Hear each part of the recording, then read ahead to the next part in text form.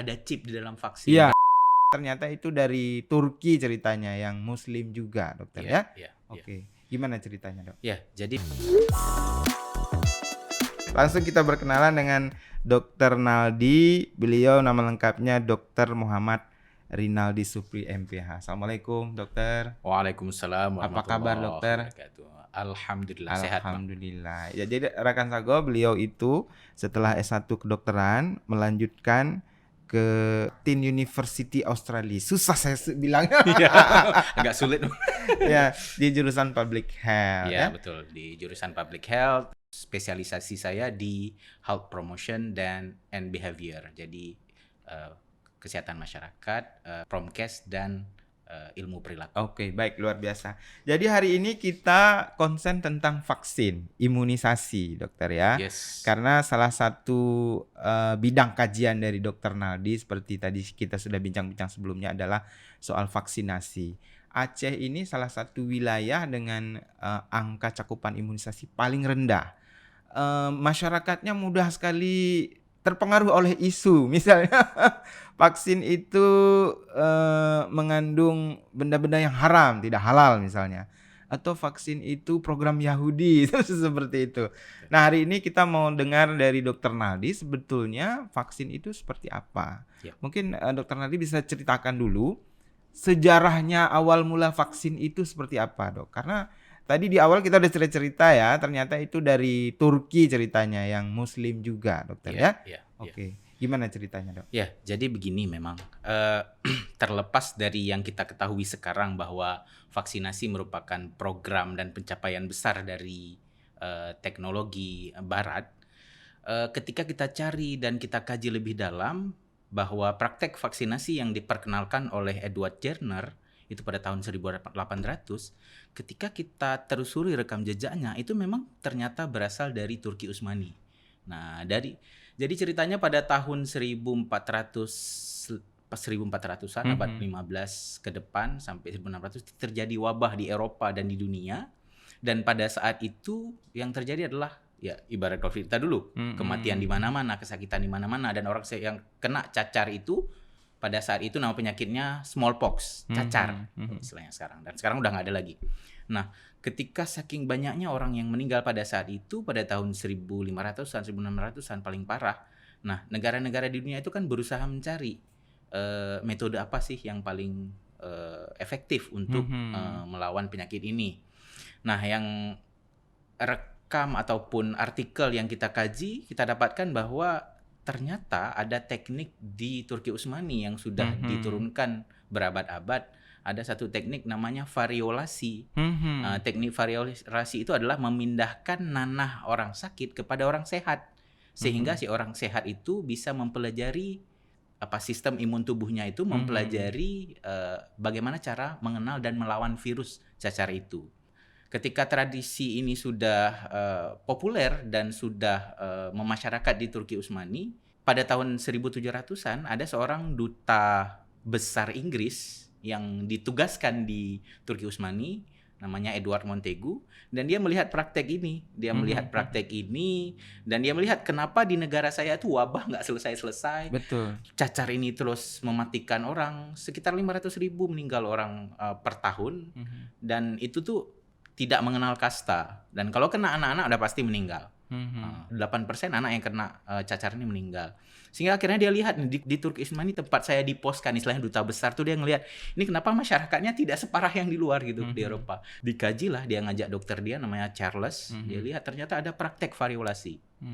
Variolasi itu persis seperti vaksinasi. Ya, kurang lebih variolasi itu adalah metode lama lah, mungkin prototipe dari vaksinasi. Betul. Nah, vaksin itu sendiri sebenarnya adalah antigen atau kuman yang dimasukkan ke dalam tubuh orang yang sehat. Nah, pada saat itu mungkin agak konservatif. Kedokteran konservatif itu agak menolak. Kenapa harus kita masukin kuman lah ke dalam tubuh? Nah, dan itu jadi kontroversi pada saat di awal. Nah, setelah dikaji lebih lanjut, ternyata orang yang diberikan kuman ini dia kebal terhadap penyakit tersebut. Contohnya orang yang diberi cacar nanah itu tadi, nanah dari cacar itu, ternyata setelah dimasukkan, mungkin nggak kita pikirkan seperti sekarang, nggak secanggih sekarang, Iya. disuntikan ataupun Iya. sekarang ada yang tetes mulut. Iya. Zaman dulu itu metodenya agak radikal. Jadi nanah Anda, misalnya nanah Pak Marsudi, itu diambil kemudian dikasih, Pak Marsudi udah kena penyakit ini dan Bapak selamat. Nanah Bapak itu yang ada muncul cacarnya itu, nanah itu diambil kemudian diberikan sayatan di tempat saya itu, di tangan saya yang di atas, dimasukkan nanahnya itu lalu ditutup. Dan metode ini efektif untuk mencegah. Akhirnya saya dan teman-teman saya itu nggak sakit. Dan ini dilihatlah sama orang Pak Duta Besarnya tadi, dia promosikanlah ke Inggris, ke imperialisme. Dia publikasikan, dia promosikan berkali-kali, dia tunjukkan ke Ratu Inggris, sampai akhirnya disetujui oleh Dewan Kedokteran dan Kesehatan di sana. Oh, kita pakai metode ini, dan itulah yang dikembangkan akhirnya. Dan sampailah sekarang ini, dokter ya. Iya. Jadi vaksin itu sebetulnya kita memasukkan ke tubuh semacam gimana tuh? Kuman. Memang betul kuman, dokter. Betul, itu adalah virus atau bakteri. Nah, balik kita mulai dari dulu. Iya. Vaksin itu kandungannya ada 4. Yang pertama ada kuman atau virus. Yang kedua ada ajuvan. Ajuvan itu adalah untuk memicu sistem kekebalan tubuh.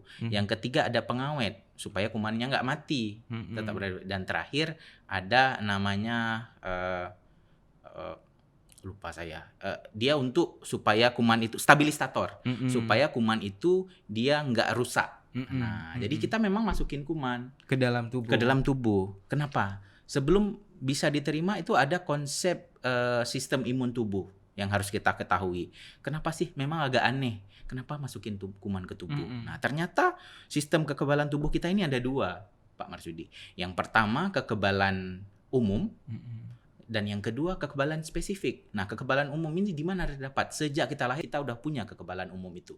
Misalnya apa? Hidung kita ini kan ada bulu-bulu hidung, dan dia akan berfungsi seperti AC dan menyaring. Nah, itu salah satu bentuk kekebalan umum. Kemudian misalnya ada kuman masuk ke dalam mulut, ada reaksi batuk atau reaksi bersin. Nah, itu adalah satu bentuk sistem kekebalan umum. Nah, kita itu kapan dapatnya? Sejak kita lahir sudah ada. Kapan dibusnya? Kapan dia meningkat? Pada saat kita dikasih makan vitamin. Dan yang paling utama itu adanya dari ASI. Nah, tapi ada satu lagi sistem kekebalan tubuh namanya sistem kekebalan spesifik. Yang kita baru bisa dapat ketika kita mengalami sakit tersebut. Misalnya kalau kita mau kebal dari penyakit polio, maka kita harus kena polio dulu sehingga badan kita kenal sama polio. Dan efeknya sudah luar biasa duluan. Ya tentu ya. Ya makanya saya bilang ada 2 metode untuk mendapatkan sistem kekebalan spesifik ini. Yang pertama dengan sakit penyakit tersebut, yang kedua dengan divaksin atau diimunisasi. Jadi kalau divaksin kita nggak perlu harus mengalami sakit. Nggak perlu sakit. Yang itu lagi, dok. Yes, betul sekali. Ini kekhawatiran orang tua luar biasa, apalagi anak-anak kan. Kadang-kadang nggak mau diberi vaksin untuk anaknya, takut efek samping, takut demam segala macam. Yes. Yang demam itu gimana, dok? Nah, gini. Sebenarnya saya balik lagi dulu sebelum kita masuk ke situ. Keraguan-raguan terhadap vaksin itu kalau dalam bahasa Inggris itu disebut vaccine hesitancy, dan saya sudah pernah buat kajian tentang ini pada saat studi saya di Australia. Nah, ada beberapa faktor yang menyebabkan orang itu menolak vaksinasi. Yang pertama itu ada misinformasi. Misinformasi itu apa misalnya? Informasi hoax yang diterima, ditelan bulat-bulat oleh keluarga, oleh bapak atau siapapun, sehingga dia menolak anaknya. Mungkin dia bilang ada chip di dalam vaksin, padahal nyatanya nggak ada. Itu isunya nggak mungkin sekarang itu. Ya. Nggak logis sama nggak sekali logis, kita buat. Pada vaksin itu cuma 0,5 cc. Gimana cara kita masukin chip? Teknologi sekarang belum logis untuk masuk ke situ. Yang kedua ada mistrust. Mistrust itu memang juga mungkin saya lihat lebih ramai juga di Indonesia ini. Mistrust itu ketidakpercayaan terhadap pemerintah. Oh ini program belum, apalagi nih Bu. Kemudian mistrust kepada lembaga farmasi. Ngapain ini? Jangan-jangan ada siapa di belakang ada siapa ini? Di belakangnya? Atau pemerintah belum ya program? Nah itu keraguan-raguannya karena itu motifnya. Kemudian yang ketiga karena takut efek samping seperti Bapak sampaikan tadi. Takut efek samping seperti demam. Padahal, yang harus saya sampaikan, demam itu hanya merupakan respon imun dan ibaratnya adalah bukti bahwa imun tubuh kita memang bekerja untuk membentuk sistem kekebalan. Jadi Dan antigen itu masuk ke dalam tubuh, kuman itu maksud saya disuntikkan, kemudian tubuh kita bereaksi. Setelah bereaksi, biasanya setelah 14 hari akan muncul kekebalan. Dalam proses 14 hari itu nanti akan ada respon. Setiap orang berbeda-beda. Bisa demam, bisa lemas. Kayak dulu teringat saya waktu vaksin COVID ada yang awal-awal sampai lemas orang. ya, Nah, gitu deh. Itu adalah respon imun, respon kekebalan tubuh untuk membentuk oke. imun Jadi tadi. itu gejala normal dokter ya. Jadi masyarakat nggak perlu takut untuk Yes. imunisasi hanya karena demam. Yes. Itu hanya demam biasa. Justru demam itu adalah bukti bahwa imun tubuh atau vaksin itu bekerja. Oke. Iya, dan demam itu tidak separah demam kalau kita sakit. Oke. Demam kalau kita sakit, apalagi penyakit-penyakit seperti apa ya yang parah ya, tetanus, itu tuh bisa jangka panjangnya bisa menyebabkan kematian. Nah, Kemudian satu lagi nih dokter, kenapa cakupan imunisasi kita rendah? Salah satunya saya pernah baca pengaruh isu adanya unsur babi di dalam vaksin. yes. Apa benar seperti itu dok? Nah, memang saya lanjut lagi ya. Saya Iya. baru jelaskan 3 macam vaksin Penyebab penyebab keraguan vaksin Oke. ya. Yang selanjutnya adalah faktor religious and culture, Ya. yaitu faktor agama dan budaya. Agama dalam konteks di sini kalau dalam Islam itu ada unsur tripsin babi. Nah, padahal kalau kita mau cek faktanya, kawan-kawan, sebagian besar imunisasi atau vaksinasi yang disediakan di puskesmas sekarang ya, itu diproduksi oleh PT Bio Farma. Bio Farma ini BUMN Indonesia yang dia sudah mengekspor vaksin ke kurang lebih 150 negara di dunia dan 50 negaranya adalah negara Islam. Sehingga vaksin yang available, terutama vaksin yang disediakan di puskesmas, imunisasi di puskesmas, rata-rata sudah dapat sertifikat halal. Itu dari Indonesia. Dari Indonesia. Dan itu bukan seperti yang disampaikan, yang dipegang di Amerika. Nah, itu produk kita sendiri diawasi oleh orang kita sendiri, diawasi oleh BPOM, dan kemudian jadilah itu produk itu yang digunakan oleh masyarakat Indonesia.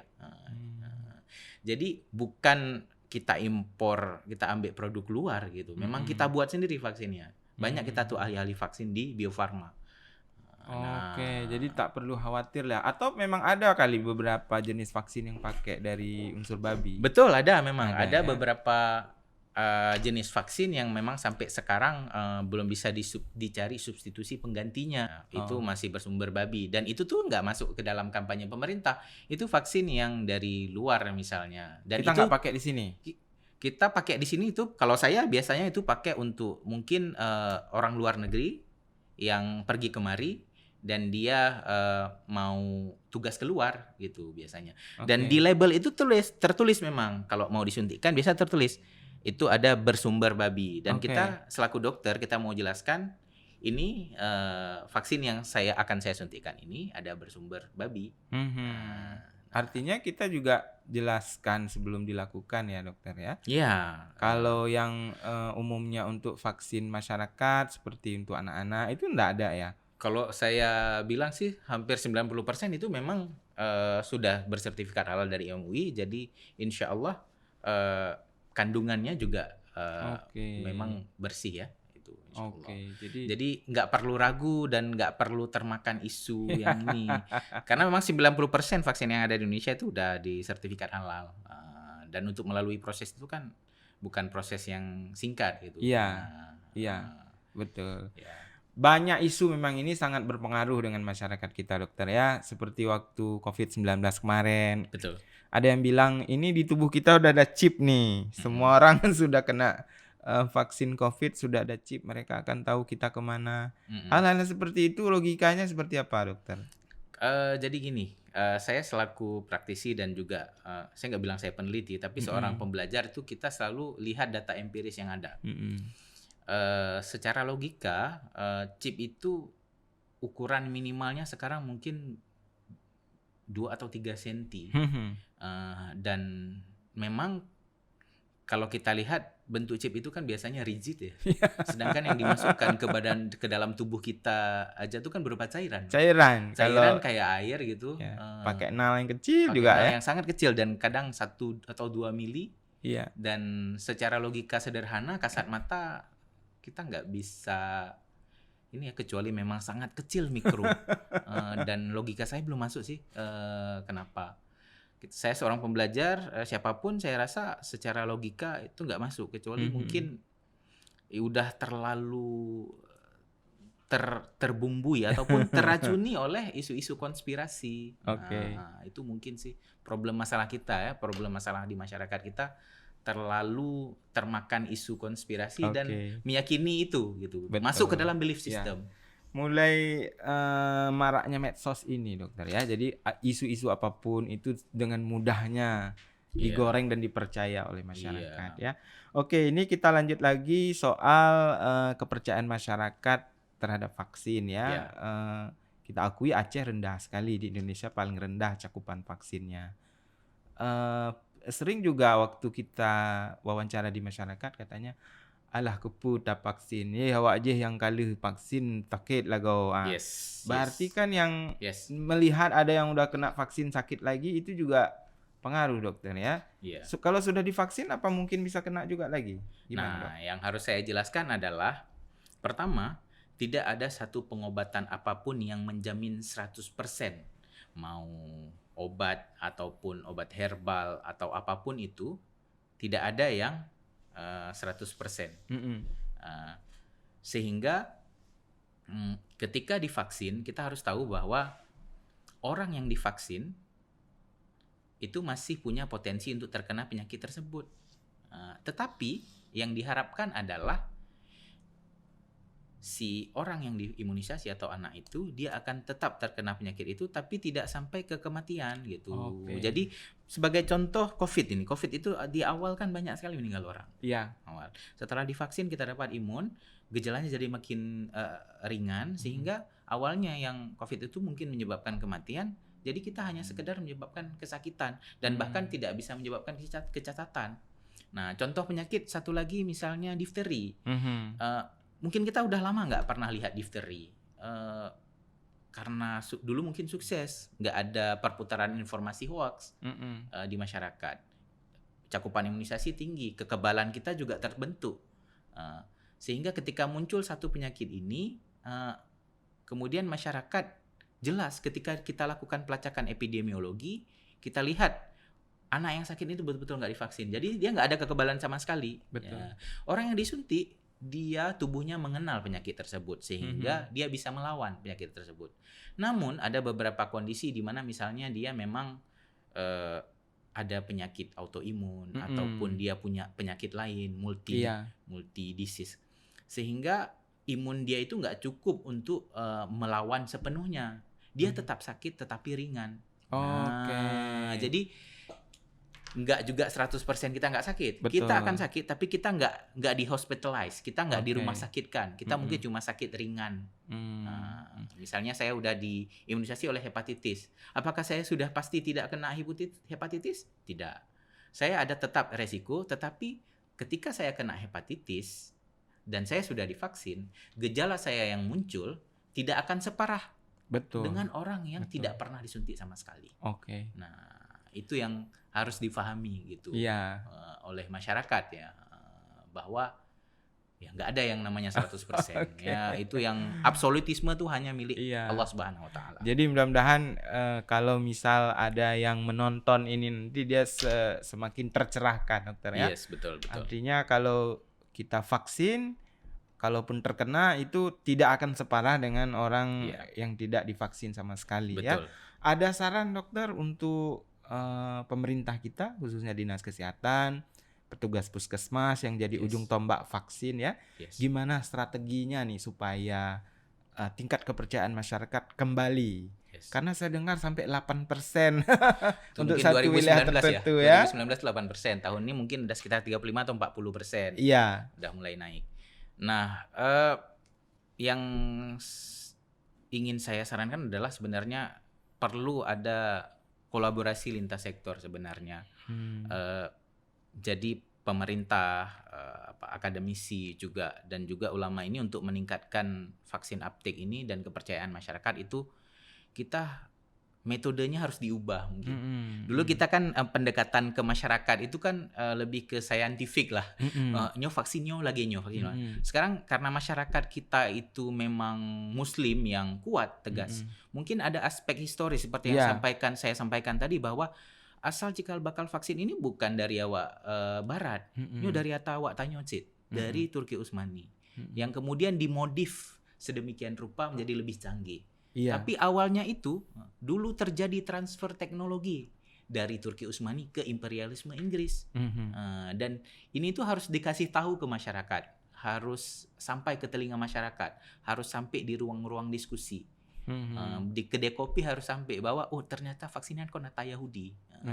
Nah, yang kedua sebenarnya pemerintah kita itu tidak seperti masyarakat, tidak sekeras pemerintah luar. Masyarakat kita tuh udah lumayan lenient, agak lunak terhadap imunisasi. Kalau lihat ke masyarakat suka bilang nih Israel Yahudi.